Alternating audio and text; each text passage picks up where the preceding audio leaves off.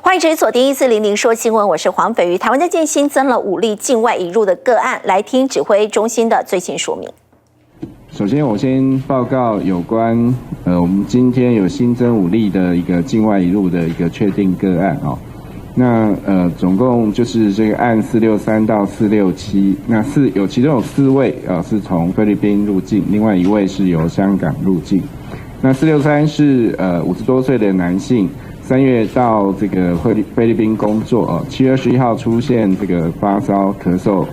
嗅觉异常跟腹泻、全身倦怠症状。那24号在当地就医采检，不过还没有看到结果的时候，26号就返国。入境的时候，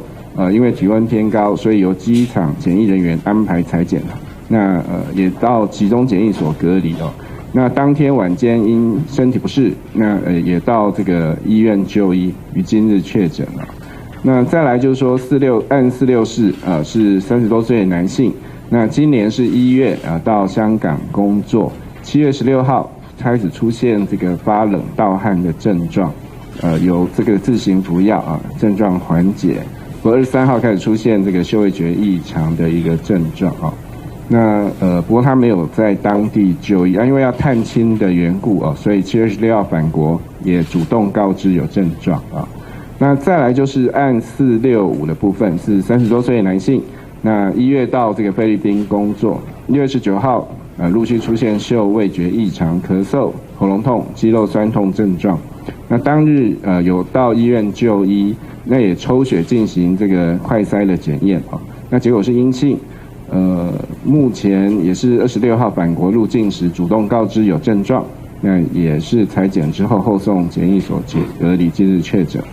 那另外案466跟467是70多岁的男性跟女性是夫妇。那今年1月陆续前往菲律宾探亲，那只有案467有症状那案466并没有不适的症状那467在他们两位在7月16号返国，案467在登机前跟入境时都有主动告知有症状，所以2个人是因为从菲律宾26号菲律宾入境的国人都要采检所以2人是一起采检，那分别送到这个防疫旅馆跟这个集中检疫所隔离，那都是在今天确诊所以其中因为4位从菲律宾来都是搭同班机回国，所以他们的这个个案的接触者总共15人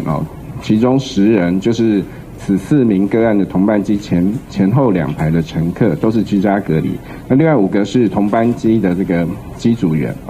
那列为自主健康管理对象。那464的部分也掌握了他的这个接触者12人是同班机的前后2排乘客，都是居家隔离那所以今天的这个总共5位的境外移入的个案4位来自菲律宾5位就是说4位来自菲律宾，其中只有1位是在机场加强，就是从菲律宾回来这个加强筛检那另外3位都是有症状自己告知这个采检的。那另外那个香港入境的也是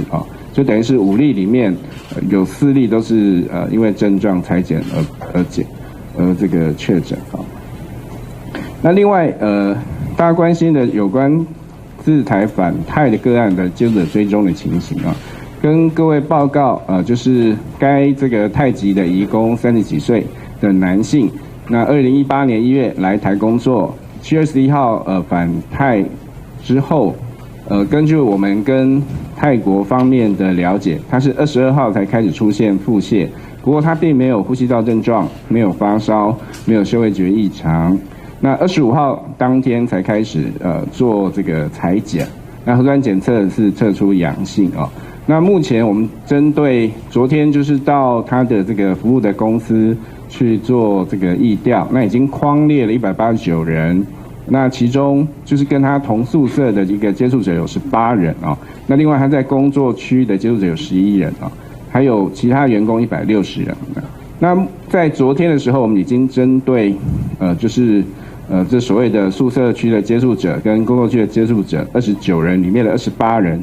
都已经采检，那今天中午已经结果都已经出来了那目前这个28人的核酸检测结果都是阴性，还有1人检验中。那还有剩下的其他的160人，也都在今天早上完成采检了。那预定大概晚上的时候就会有检验的结果。那这160个人都没有疑似症状。那其中刚刚讲的那个18位的宿舍接触者，有一位是这个有出现25号有出现咳嗽、流鼻水症状。那昨天也送到医院去隔离那剩下的这个17位都在这个集中检疫所所以包括这位这个有症状的这个28人的检验结果都是阴性核酸检测阴性。那抗体血清抗体我们也测了啦。那目前知道其中27位就是不包括那个在有症状这位，因为他从这个医院再特别送检体过来，我们还在路上那27位的检体血清检测结果也都是阴性那所以针对这个部分，它的这个相关的疫调，就说我们还在详细的疫调中，包括我们会今天早上也跟劳动部这边取得，就是在桃园区的这个泰国移工的一个居留证的一些资料，我们准备也跟我们健保资料来做一些核对，了解说在今年的最近几个月到有没有移工有这个呼吸道或这个腹泻的症状，那我们可以来做一些采检的这个部分还会再做继续的追踪那再来我们就请这个有薛组长来跟我们报告有关我们这个移工入境的一个检疫防疫的一个措施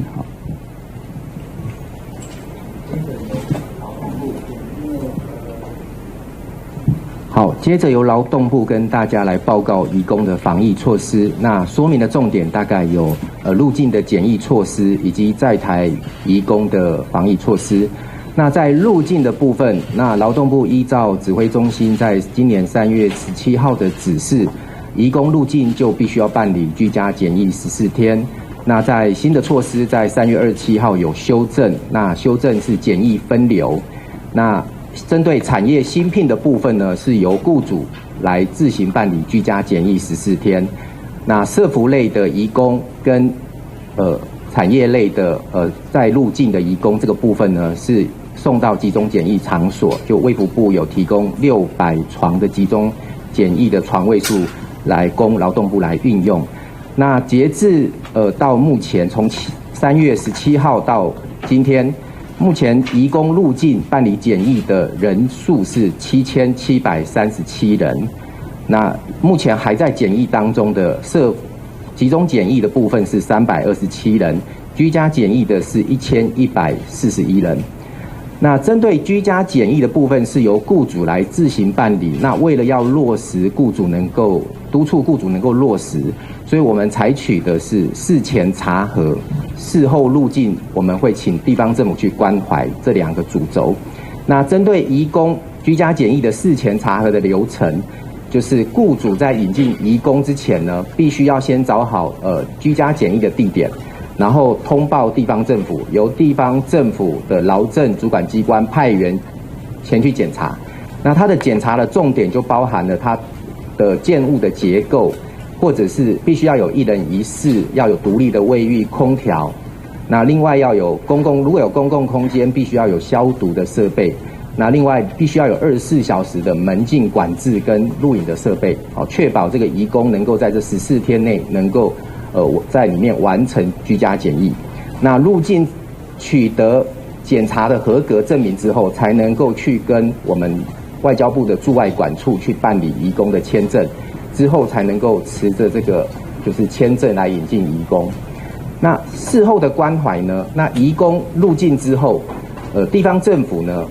当然它整个管理机制除了有电子围篱的一个监控之外，那我们就是透过事后的地方政府去进行关怀访视。那关怀访视呢，大概有2个重点，第一个是针对他的情绪部分，去提供适时的关怀。那第2个部分就是要去确认说他有没有依照事前查核的项目，就是在那个地点办理居家检疫。那截至到7月26号，整个地方政府访视的人次已经有4677人次，那这个数据是持续都在滚动在增加当中。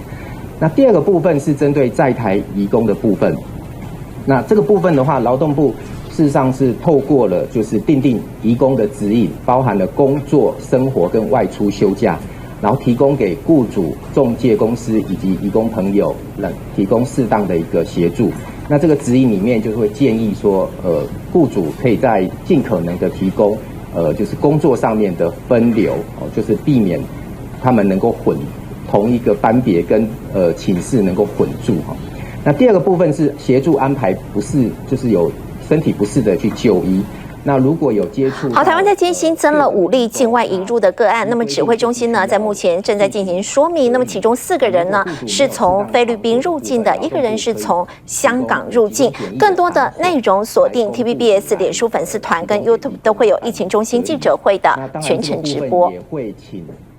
男童在戏水区呢对别人泼水嬉闹，结果遭到警察动粗了。新北市瑞芳分局一名陈姓侦查队长带小孩去游泳，结果遇到一名男童不断的对他们泼水，他一气之下呢把男童的头压进水里。现在男童的父亲呢要提告杀人未遂。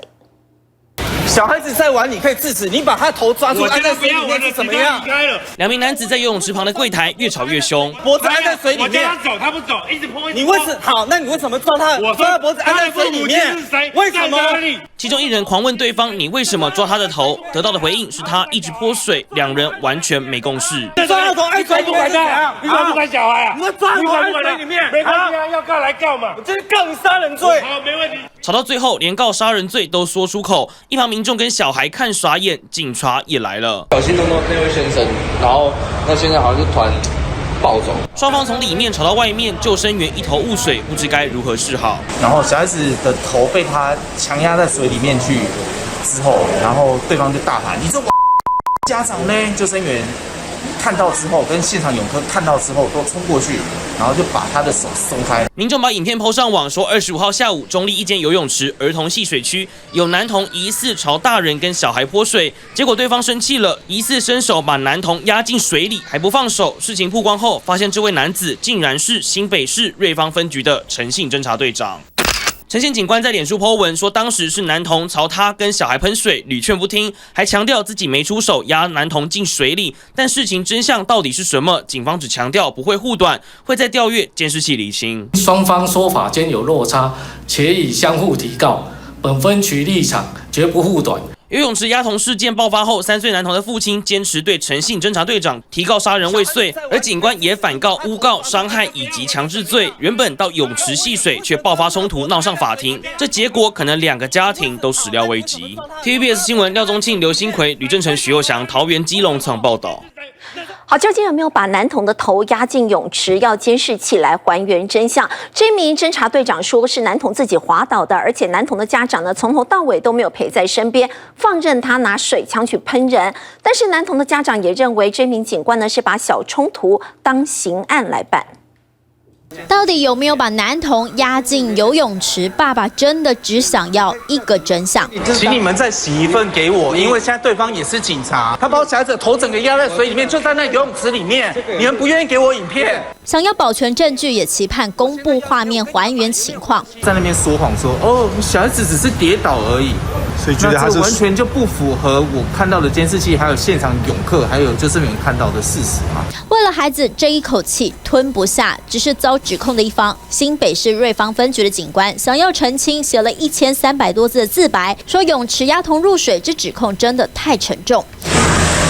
他强调，当天带着小孩到中立游泳池玩，男童一开始没头没尾的就说你们好吵，接着泼水，拿出水枪喷，制止不听，更拿起浮板丢。陈姓警官实在气不过，大吼不想跟你玩了，才会咆哮要找他的家长在哪，但绝对没有压男童的头，是不小心滑倒，为了拉住他。你跟那个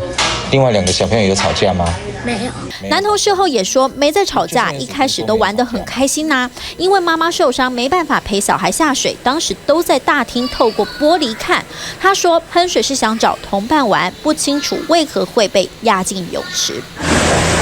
游泳池没有刻意规定家长一定要陪伴入池，而男童已经小一，也有救生员在一旁，没有违规或疏失。只是在泳池的喷水冲突，警官却愤而提告，跟小一男童的小纠纷也比照重大刑案办理。虽然提告是民众权益，但身为警务人员应该要理解司法资源的重要性。只是谁对谁错，或许公布监视器，答案就在画面里。TVB 新闻廖宗庆、刘新奎、谢一伦桃园采访报道。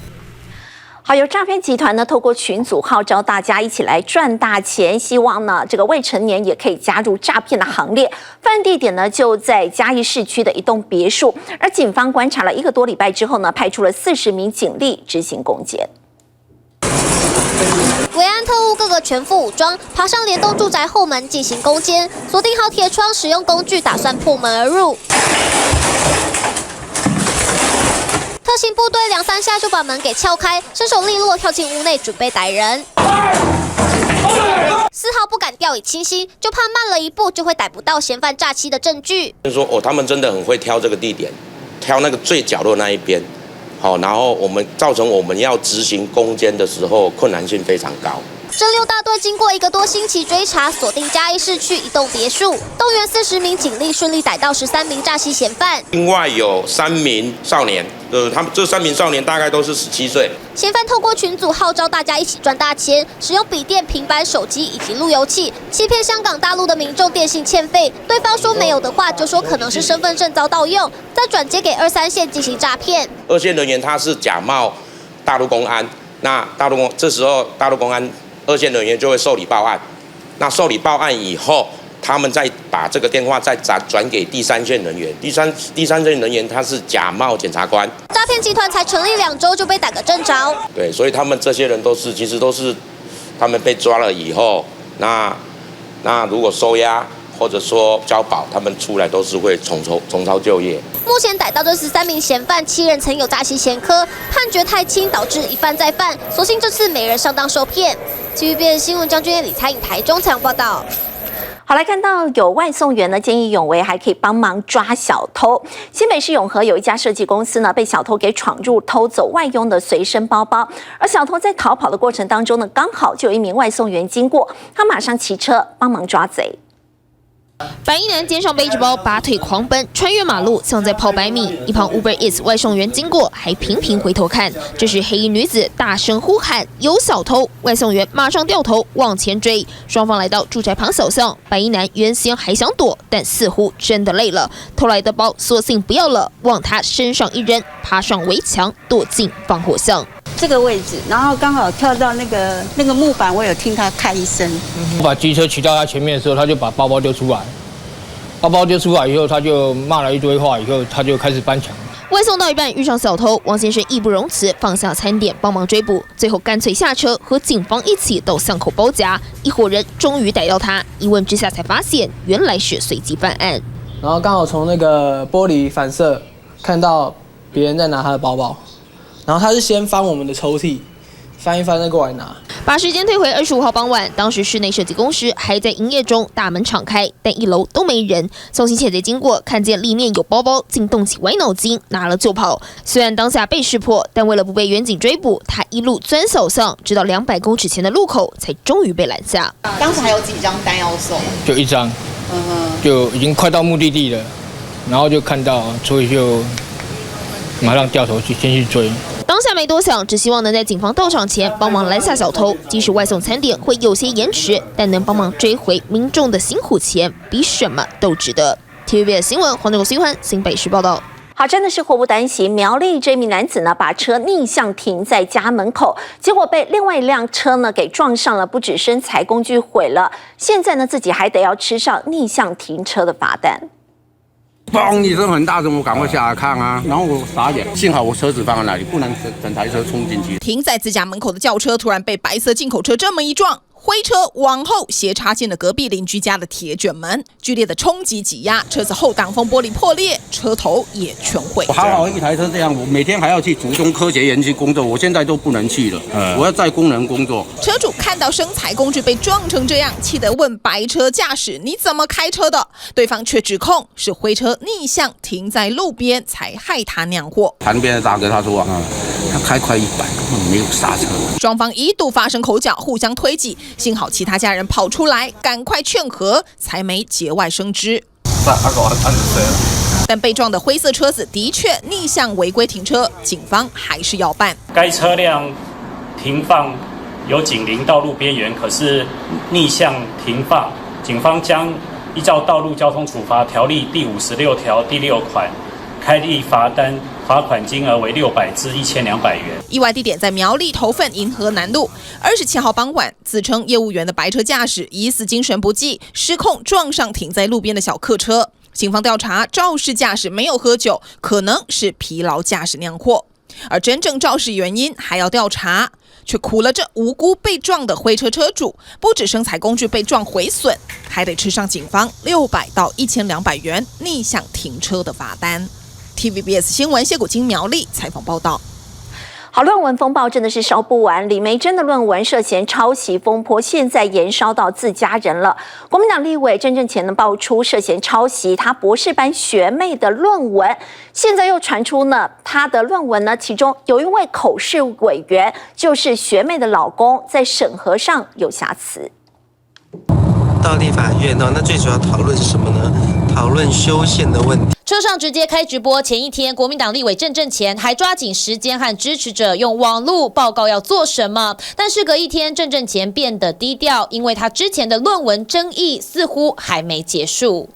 他就是台北海洋科技大学食品健康系副教授胡秀元。之前郑正乾被爆料可能抄袭他的论文，两人确实是中华大学的学长学妹。当时郑正乾说两人是同年毕业，怎么可能抄？但有人发现郑正乾比学妹晚半年写出论文，甚至直接拿出2本比对，发现字句引用相似，图表也一样，问卷调查和举证分析也差不多，只有中英文差别，还有问卷调查表也相同，甚至最新发现是郑正乾的口试委员之一邱少一就是学妹胡秀元的老公。他们同一组做类似的研究题目，甚至于他们做的问卷基本上是用同一份的，因为他跟他的学妹本来就是同一组。自家人帮忙挺，党内也有人认为论文相似地方大多是理论分析本来就会相同。至于郑正乾也说上次已经讲过了，不再回应。中华大学则是再度声明，若有收到正式指控，就会进入学术伦理审查机制。但这件事一开始爆料的人就是前立委黄国昌，因此蓝营也有人认为，